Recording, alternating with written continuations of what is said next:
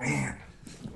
Gamefront! Are you serious? Update! Gamefront! Ready! Update! Gamefront! Gamefront update! I know you weren't ready. What just happened? We had to start. Did you start the Gamefront update without me? Uh-huh. I couldn't wait. In fact, I really wanted that to be the beginning. Because we got a really Did you hear good... anything? Not really. I wasn't, I wasn't trying to listen. Are you drinking Modelo? It's PBR? actually... It's, Diet Sunkist. Oh, you're hardcore. Yeah, for when you want the bubbly of a soda, but don't want the caffeine. God, that is so weak, Mitch. So weak. Oh man, so what's going on, James? I'm so out of the loop now that you started it without me. What are we doing? All we did is you walked away, and I looked at the bed that you sleep on every night, and I figured that not it was sleep on that bed. Well, I can't. I mean, It's not my bed. It's just a guest bed. Sometimes I rest on it and watch TV, but with your eyes closed. No. My room is on the other side of this wall that you can't see. It's there. It exists. Stop making fun of my crappy bed that's not even mine. You know, I like it better than you'd think. It looks like there's 2 layers to it. And you know what? This isn't the bed review update show. We're talking about video game news, and I'm sure that you've got a whole list of things we have to get through today. I don't know about a list, but I've got a couple of things I want to talk about. Be truthful. Do you have a piece of paper there with words? I don't. I don't have my my then you're right. Left at the office. Then you're right. Oh, you left it at the office? Yeah. Good luck getting that back. I went to the office this week. Did you know that? No. Yeah, I picked up a bunch of stuff. It's all over there, but anyway. Okay. So yeah, I wanted to talk about some stuff in the game news. Actually, 2 games came out recently that I think have a common thread, and I wanted to talk about it. Mm-hmm. The 2 games are Brothers: A Tale of Two Sons and Gone Home. I just kind of flicked people off. Anyway, the reason why I want to talk about them is because Gone Home in particular has been getting stellar reviews all across the board. It's 9s, 10s, 5 out of 5s, 4.5 out of 5s. And I think it's deservedly so. I think the game is incredible. It left me after beating it with like an emotional punch to the face that I've never felt before in video games. It's a really powerful story. The problem, and this is something that I constantly wrestle with, is that it's essentially a $20 game that amounts to a 2-hour experience. Mm-hmm. And so, James, I wanted to ask your thoughts. What do you think about that? Do you think that a game that is only 2 hours long deserves to get a 5 out of 5, a 10 out of 10, or 9.5, 4.5 out of 5? What do you think? Well, I think there's a couple different ways that we can look at this, Mitch. There are times that I'll go to the movie theater, and I'll spend 13... theater. And I'll spend... Theatre. We're at the theatre, and I'm dishing out $13.50 plus tax, and then they take me into a back room and fist me as I give them money for popcorn. And I walk out of there, and I'll see maybe a 2-hour movie, and I don't think much of it. Now, a game is a little different, and it might have only a 2-hour thing, but you can pop your own popcorn in your microwave without feeling abused. So I think that I don't think $20 is too much to ask for a game that's 2 hours. I think it's on the upper end. I think games should be a little longer, but at the same time, reviews, I think and I don't read all different kinds of reviews. The majority of my reviews come from a magnificent place called gamefront.tk. Have you heard of it? I have heard of it, and GameFront.com also reviewed Gone Home, gave it a 9 out of 10. Awesome. They also reviewed Brothers: A Tale of Two Sons, gave it an 8 out of 10. And I just want to say I know the guy who wrote the Brothers reviews. Pretty well, right? It was me. Yeah.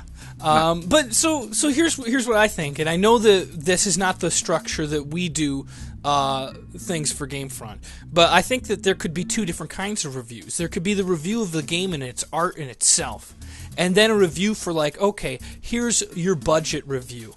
Are you getting your money's worth? Like, is there replayability? Because there might be a game like Dark Souls, which just comes to the top of my head because I've played that game so many hours. I mean, even one playthrough that game is, It's hard to tell with you because you leave that game on so much. The running time of your playthrough says about 600 something hours. Well, that's an exaggerated number. It must have taken me nearly 8 hours to beat Dark Souls.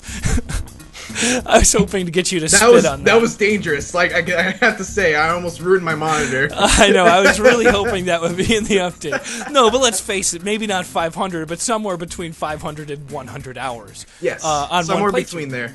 But I've played through it multiple times, and I enjoy it. I think that game is kind of a bad example because I think it's really good in a lot of ways. But there's other games like Call of Duty. I think that when you're looking at Call of Duty, it may not be a 10 in like gameplay or a 10 in graphics or a 10 in anything, but I think it gets an 11 on replay value, and it's mostly because of multiplayer. It's about unlocking things. It gives you a reason to play it, and you're definitely getting your money's worth with a $60 copy of Call of Duty. And I'm sure there's going to be a lot of people that are hating on me for it, and I'm all right with that. Same goes for Battlefield. I mean, those games, when you pay your $60, it's kind of steep. Yeah, they're using the same engine a lot of times, not this year, but you're going to play that game over and over and over unless you don't like it, and then you won't. But then I hope by now, Call of Duty whatever number, you aren't purchasing it because you've learned that you're not a Call of Duty fan. But anybody who is a Call of Duty fan will pay their $60 and certainly get more than 5 movie theatre visits worth of money, you know? Does that make sense, or did I just ramble? You rambled a little bit, but there was a small bit of sense somewhere in there. We'd have to look for it. That small? That small. No, it made sense. Basically, it's something that I constantly wrestle with as someone who reviews games. Because here's the thing. Games are not like movies in that games, over time, the price will go down. A movie theater price is pretty much always gonna be, within the $12 to $9 range, unfortunately. Mitch, you're wrong. When I was a kid, movies used to cost 15 cents. In 1972. They used to be a lot cheaper. You're joking yourself if you think movies are staying the same price. And additionally, I would say video games are staying the same price more so than movies. I'm just saying over a shorter period of time, games go down in price because that's kind of the natural thing with games. When you compare going to a movie theater, you're pretty much expected to pay within the same range of prices. But with stuff that's on Steam, you have Steam sales and all that stuff. So my point is, reviews are kind of permanent. When you put a review, you give a game a 90. That game is a 90 forever. Unless you have like a system like Polygon, which allows you to change the score as time goes on. But my point is, I wrestle with the fact because I want to review the game for how the game is, but at the same time, one of the big factors for someone reading the review and whether they're going to buy the game is basically how much value do they get for their dollar. Mm-hmm. And yeah, it's something that is hard to really account, because I gave Brothers an 8. I think that it's a great experience. It's an okay game. It's a great experience. But I probably would have given it a little higher if the price when it came out was a little lower. It's a $15 game. If it was maybe $10, I might have upped it a little because I felt like you would have gotten more value out of that game for your dollar. Yeah. Does that make sense? I mean, it makes absolute sense, and I appreciate that you're thinking about those things because those things are important to me. I want to get my money's worth, but I also appreciate that sometimes you can't just. Sometimes price is no object, and it's really about the art of it. And I think that there can, and I know that this is not an easy structure when you're giving a review, and I don't write reviews, so it's easy for me to say. But if you could have a rich man and a poor man's review, and like, here's the review of Money is No Object. This is me reviewing it as an art and as a game, not thinking about the price at all. And here's the poor man's review. Realistically, am I getting my money's worth of gameplay and blah, blah, blah, blah, blah. Now, I'm sure that our bosses would not appreciate your they'd probably want to know, Mitch, what's the number? What's the review number? But I think on a different side, I think that would be helpful for people reading it. So maybe the poor man review isn't something that you let be reflected in your actual review score, but it's kind of like an aside or a soliloquy in Shakespeare where you're talking to the audience and you're like, listen, I think it's a great game. I got this game for free. I'm reviewing it. Here's what I think. If you're thinking about what to pay for this huge video game season, this is where I think it rates right now price-wise. Mm-hmm. Yeah, is that possible or is that not possible? It depends on the structure of the site and what their format is for reviews. A lot of sites are unwilling to change for stuff like that. Yeah. But you brought up a good point, an interesting point. The fact that video game reviewers get games for free. And sometimes, there's a possibility that maybe a reviewer doesn't take into consideration the fact that other people are going to have to pay for this experience, whereas you got it for free. And that's another issue with game reviews. But at the same time, I see a lot of people saying that game reviewers getting video game review copies is like a form of bribery or like a form of, corruption in the video game media press. It's absolutely not the case. There's no way that you can expect a gaming site to pay for all the video games that they have to review, preview, and all that stuff. It's just you can't do business like that. It would be suicide. So it's kind of a necessary evil, but I understand why people have problems with it. Yeah, it's easy to lose track of that from the outside. From the inside, it's like, honestly, all of these people sending us the games for free actually takes the corruption out of it. Because if it was only like, oh, EA and Activision send us all their games, but we have to buy the games from such and such company, then our very experience of waiting for the game, having to go get it, and hope that the store has the copies of it, or blah, blah, blah, that's going to, whether we like it or not, change our experience with the game. Yeah. All right, so I think that right now it's just a level playing field for reviewers, and I'm sure that some reviewers get copies earlier than others, but I think that everybody pretty much gets the same copies of the same stuff, right? Yeah. Right. And also, I just want to apologize. We are using Skype, and there are times when James is on my I'm not sure if this is happening for me, but on my screen, James is sometimes freezing, and I'm getting little pop-ups saying there's a problem with your call, blah, blah, blah, blah, blah. I'm sorry. Yeah, I believe that what I should do in the future is change my resolution, because this is basically like, I'm using a camera from the guy, James Cameron. Right. The very one he used for Avatar, right? Yes, and I feel bad. It's probably got a huge uploading number that it's given you. So yeah, I think we've talked about that issue enough. What else is going on, James? Well, I would say right now I'm playing a lot of Saints Row 4. I'm really enjoying the game. It's when you're talking about a game that I think has replayability, this is it. I could picture myself playing this when I'm finished with it, just messing around with all the challenges. But yeah, I love Saints Row 4. It is funny. It is fun. No complaints. Well, minor complaints. I have a complaint, James. What? Because of Saints Row 4, I have not been able to see your face for the last week and a half or so. I know. I've been working hard on it. Yeah. But, yeah, there's... I don't like collectibles where there's so many of them. And this isn't really a collectible, but there's data points where you, in order to upgrade your superpowers, you have to get these little blue... The clusters. Yeah. There must be 50,000 of them out there. So it's not that it's difficult to get them, but every time I go to a new mission, I'm spending my time, instead of driving a car there or just flying there or running there, I'm jumping rooftop to rooftop to rooftop to get to the next place. So it takes me like 15 minutes to get to the next quest. You know what it is? I have a name for it. It's the piece of candy problem. Yes, that's exactly what it is. Like Family Guy. Ooh, piece of candy. Ooh, piece of candy. Ooh, piece of candy. I can't stop myself. I just can't. So I think what I'm going to do is not even put it on video, and just spend like 2 hours getting all of them so I can stop getting them on my way to quests. It's going to take more than 2 hours. It's going to take like 5.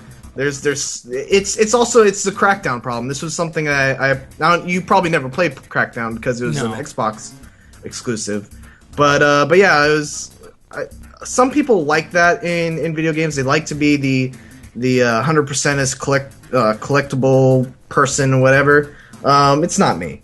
I have a problem with games that do that a lot of the times. But Saints Row, from what I've played of Saints Row 4 at least, it's fun getting around in the world of Saints Row 4. So it's not as much of a problem for me as I imagine it might be for other games. Yeah, I absolutely agree. There is entertainment in going around in that game. Yeah. So what else? We wanted to talk about the whole Call of Duty thing, right? Yeah, I mean, I guess we should bring it up because it's an issue and we talk about issues. My biggest issue is wondering why it's an issue. And we should explain. Please do. The thing that we're talking about is that people are making a big deal about females being in Call of Duty now. First of all, we should say why didn't this happen earlier? Like, I think they said that it was a problem with, they wanted to do this for a while, but they couldn't because of the engine. Bullshit. I just want to say, Call of the Dead introduced Sarah Michelle Gellar as a female character. Black Ops 2 had another zombies character that was female. So that I call bullshit on that statement that it was not possible before Call of Duty Ghosts. Well, I've heard it argued, and I'm not an expert. I'm quoting somebody who I won't even say the name because I don't know if they want to be quoted on it. But we were talking about the fact that women weren't really allowed on the front lines in combat until recently, and if they were trying, multiplayer. Yeah, but if they're trying to be, I mean, Call of Duty is one of the most realistic. Oh, shut up right there! I'm gonna end this call right now. Okay, I take it back. It's totally unrealistic. It's totally unrealistic. I don't know what they were thinking. You get 5 kills, you summon dogs to. That's how war is, Mitch. You must not understand. War never changes. War has changed. Yeah. So I think that the fact is that for a while they could get away without looking like ignorant assholes, but now they are involved in combat, and any furthering of having no females in it would be looked upon as lazy, which is what it's always been. I'm sure it wasn't because they have a problem with girls or women. Sorry, I don't want to call them girls. I'm sure that's not the issue. They're probably just too lazy to put the extra effort in. Right. And then the other issue has been that people have been like, oh, I don't know about this. As much as I appreciate the inclusiveness of females in Call of Duty, it makes me feel bad to stab a woman in the throat. Ugh, who said it? Who said it? Let me at him. That's not right. It doesn't matter who you're killing. You should feel bad about killing anybody, period. I don't remember who said that, but I read a couple of people on Twitter say stuff like that. And just, come on, guys. Like, that is not... It's crazy. It's crazy. Yeah, it's crazy talk. I mean, Tomb Raider has Lara Croft going down a river and having a fucking spike go right through her throat. Women's MMA is a thing now. We shouldn't keep this whole white knight thing of not wanting to see. I mean, sure, I don't want to see women get hurt. I don't want to see men get hurt. Yeah, that's what I'm thinking. Is like we're suspending our disbelief that we're living in some action world. We're not. I don't want to see like gratuitous extra. And I think Tomb Raider might have walked this line, but I'm not trying to censor definitely them. Did walk it. But I don't want to look for extreme violence aimed just at women. But I think that if you're saying that you don't want to shoot a woman on a battlefield, but you don't mind shooting a man, that's kind of dumb. Yeah. Like you shouldn't really like. Violence should always be the last option. And if you're willing to kill a man, at this point, you should be willing to kill anything, even an alien. Right. All right. Well, anything else, James? Well, I guess I'll make a quick announcement just in case anybody's out there in Texas, Odessa. I don't know if that's how you pronounce it. I'm going to be doing a show out there with Mission Improbable next Tuesday night. Wow. Yeah. Apparently it's in the middle of nowhere. But Texas or Odessa? Odessa. No, Texas, believe it or not. Because if Texas is in the middle of nowhere, it's in the middle of America, and that means that we are in the outskirts of nowhere. Yeah, you're right there. No, apparently I haven't looked at a map of where it's at, but we've got a great period of time between when we land at our airport and what time we arrive at this college. So, but I am looking forward to it. If anybody goes to that college, please check out the show. Cool. Well, what else is going on next week that we should talk about? Well, Saints Row 4 is being released, so we'll be able to do more videos on that. Yeah, Splinter Cell, I think, comes out. Are you working on that, Mitch? I believe so. We haven't gotten a copy yet, but I believe I'm going to be working on it. That's what I thought. So yeah, and then I'm supposed to be working on XCOM Bureau, the Bureau. Yeah, it's a great game. I did a preview for it. You'll like it. I watched some of that. It did look really good. I liked XCOM 1, but it looked like it would be difficult to make videos for. Not XCOM 1. The one that came out in the Enemy PC. Unknown, yeah. Enemy Unknown. I apologize. A fun game, but it was a difficult one to do a walkthrough for. This looks like it might be a little bit easier, a style to walk through. What do you think, Mitch? Is it going to be difficult? Yeah, it's going to be great. You're going to love it. You're going to love it. Everyone's going to love it. And yeah, God, August has been crazy, James. What is going on? Why is August full of so many games? I think that there's a lot of people that want to get their games out before the new consoles come out. That's probably true. And they don't want to be too. It is indie stuff. Yeah, they don't want to be competing later on, so they're trying to. I think that what we might find as years go on, because we're still in the Renaissance. I don't know about the Renaissance. We're still in this. We're finding out what is the indie games. Like the what indie is boom. Yeah, and I think that there's going to be the AAA season is going to maintain being in, like October, November. But we're going to find that indie games have their own season, which I think will be in the summers. Yeah. Because traditionally there's not a lot of games that come out in the summer. Yeah. No, it's a great point. I was just thinking about yesterday. I know we're trying to wrap this up, but isn't this like the best time for video games? Like the ability for anyone out there to create a game and have it achieve like this kind of great success.